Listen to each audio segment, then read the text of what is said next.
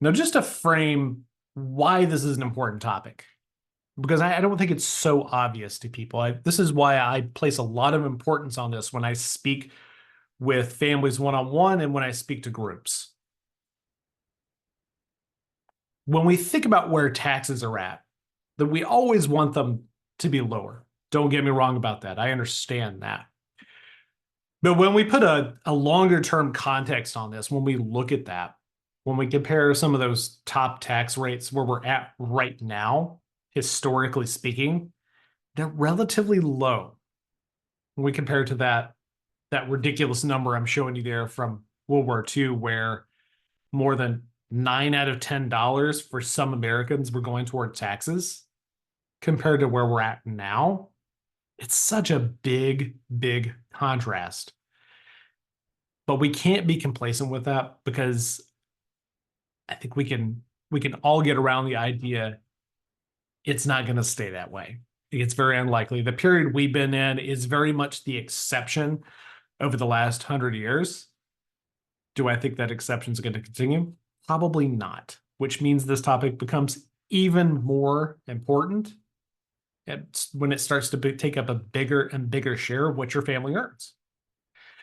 The next piece of why I think now is the time to spend on this is this bit of legislature that has this really long name, but is very important to your family and families like yours. It's called the Tax Cuts and Jobs Act of 2017. Now, this got passed during the Trump administration, and it made a huge, huge bunch of changes to the tax code. And a lot of them were favorable. Lots of things. So they passed that in 2017. We get to 2018, and a lot of these new rules go into effect, including new tax brackets that for a lot of people were very, very favorable compared to where we had been earlier in that decade. So now we're in this place right now where most of a lot of these provisions from this bill are in force. The big, big mistake that Congress made when they wrote this thing was they put an expiration date on a ton of stuff in the bill. And it's a lot of the things that we like. So what's going to happen over the next couple of years? We get to benefit from this just a little bit longer.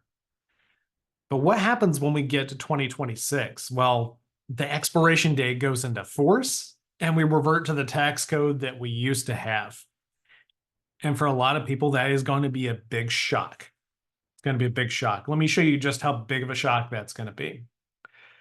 This is an example of where tax brackets are as we speak today, and what they could change into if Congress allows this to expire, which is at the moment, that looks like where we're headed. So we see things like that 22% bracket, which tens of millions of people are in that bracket. That bumps up to 25. Now, that might not seem like a big difference. I can tell you that is a big difference. That is a difference when we put that in dollars, turns into thousands and thousands of dollars from a lot of households. 22 to 25, 24 to 28.